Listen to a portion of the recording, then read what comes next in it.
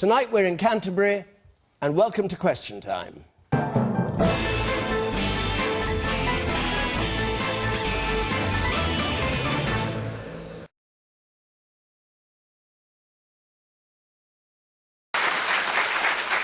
I would certainly agree with Jonathan's question in the sense that, yes, it's very petty, because we now debate, what colour tie is Ed Miliband or David Cameron wearing, or come up to the election, which hairdresser does their wife go to? And it's become very petty, and that's because we're not doing real politics anymore. We're not discussing big political issues. 25, 30 years ago, there was a big difference between left and right. Big fundamental ideological differences. Whether Michael Foot became Prime Minister or Margaret Thatcher became Prime Minister fundamentally affected the country, for good or bad, depending on your point of view. And we've seen the growth of a career professional political class who do the same degrees and who have never had a job in their lives, go straight into back offices aged 23 and become career politicians. All right. A lack of breadth of experience and no proper ideology in politics. And it's not something that I chose as a career path, as a so-called career politician. I think Nigel fits that bill much better than I do. Oh, please. How on earth do you get to that? Well, I mean, you've been a member of the European Parliament, you've changed parties. I mean, you can argue I spent 20 years in business. Did Ed Miliband spend 20 years in business? He didn't spend 6 weeks in business, did he? I mean, come on. I mean, really? That's the sort of petty political point scoring that I think the questioner No, that's fundamental. All right. I think it's important. Nigel Farage? Want to pick up on that point? Australia is a very healthy, functioning democracy where there's high voter turnout and where there are real choices at elections, and the way they speak to each other in their parliament is pretty shocking. So And the way you speak in the European Parliament is sometimes quite shocking, isn't it? That says nothing. I mean, the European Parliament has been as dull as ditch water. I would like to think that some of my helpful, friendly advice has, generally gingered the place up a little bit. No, I mean, quite honestly, if there are real passions on display and real argument happening, and if that argument is at times very heated and very, very vocal, I don't think that of itself is a bad thing. OK. The man at the back there, in the back row, and then I come to you, sir, 2 rows down. Yes. Just picking up on Nigel Farage's point about real politics, I'm wondering, I understand you're running for the MP for South Thanet, is that correct? I'm just wondering what someone who's worth millions of pounds is planning to do for one of the most deprived parts of Kent in terms of regenerating Well, the area. I don't think it's relevant to ask him. Sadly for you, I'm not the wealthy one on this panel this evening, all right? I'm really not. Wealthier than the people in Thanet, though. Yeah. Wealthier than some of them, that's certainly true. But I'm not coming into... With great respect, we're not fighting the general election in Thanet here just tonight. Whatever you may think, there'll be time for that, no doubt. If you fly into Gatwick, you'll see lots of green spaces. That is certainly true. However, if you have a country in which the population goes up as a direct result of immigration, what you find is not a shortage of green fields, if that's where you wanted to build houses. You find a shortage of primary school places. You find a shortage of GP surgeries. We have fewer GPs per head than any other country in Europe today.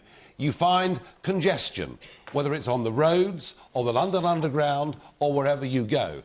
And what you find is that actually you're constantly playing catch-up, and really the general quality of life for the massive population has gone down. So I think those comments today were wholly irresponsible. And what we've seen, I mean, it's quite interesting to think that, in 1990, the population of this country was 55 million. It is now between 62 and 63 million. That is a massive, massive increase. And I think ordinary folk going about their lives are feeling it. And I think, having a proper immigration policy, controlling the numbers, doing what nearly 200 countries in the world do, namely controlling the numbers that come and the type of people that come, is the answer. All right. Russell Brand. Well, Russell, that's all well and good, and you've got your point of view. The question was, is Britain overcrowded? And do you think I'm wrong? I mean, do you not think... Nigel, can I not be more clear, mate? I think you're wrong. I come from the kind of community... This is called Question Time, this programme, right? Well, tonight you could have another name. What happens is...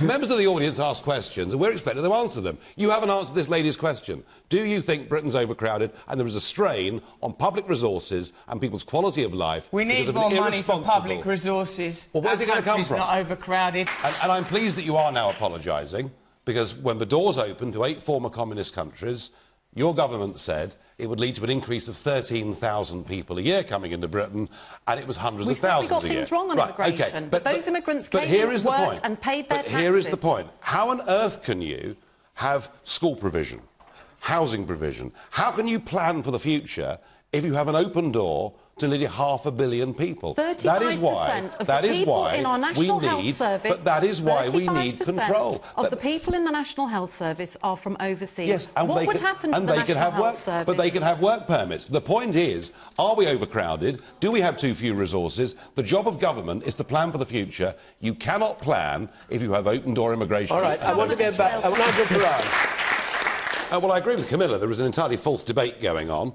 I think Labour have chosen to make the NHS at the absolute centrepiece of their general election campaign. And so the word privatisation is bandied about without really meaning anything. I mean, this is something that I've thought about. We've got an ageing population. The demand for health services is going to go up over the next few years hugely from where we are now. I've looked at, what happens in France, what happens in the Netherlands. They tend to use more insurance-based systems. We as a party have decided that the NHS being free at the point of care is absolutely vital, and that actually the involvement of the private sector that we saw under Labour and continuing now has not thus far been a great success.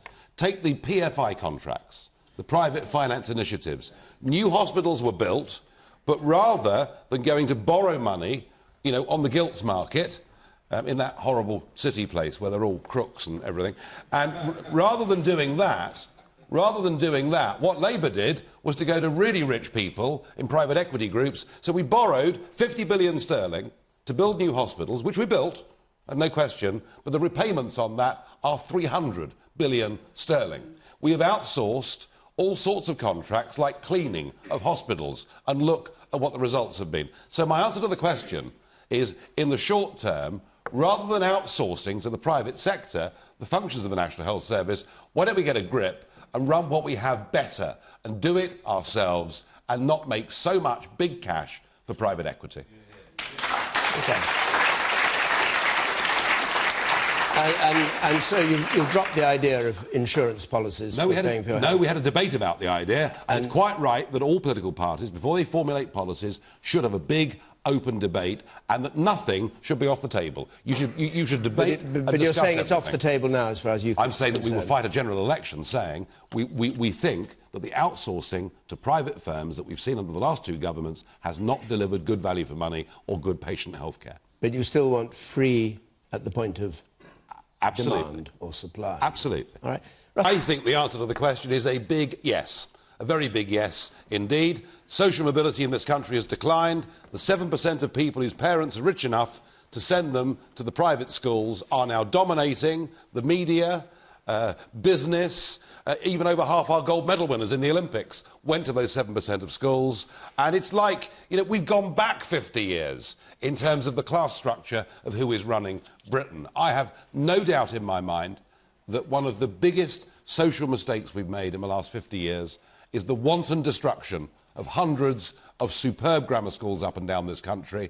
And to see the Ofsted report yesterday saying that 2/3 of our brightest young men and women are not achieving their best at school in the comprehensive system says to me we are wasting the talent of tens of thousands of our best and brightest people every year, and that is a tragedy for this country. In Kent, people are fortunate. There is the opportunity of grammar schools, although when we tried through a petition to extend a new grammar school in Sevenoaks, sadly, the government vetoed it. But I think that opportunity... Well, they're now saying... But Nigel, the Ofsted Chief Inspector, Wilshaw, said last year that grammar schools are, I use his words, stuffed full of middle-class kids. Well, that's in other words, it was not... why did he say that? Well, that's because there are so few grammar schools in this country that actually people move to catchment areas that have got grammar schools, forcing up the house prices, making it middle class. If every town in this country had a grammar school, it would not be a class or house price issue, and that opportunity would be available to everybody in this country. Okay. It would be one of the best things we could do. You're in the middle at the back.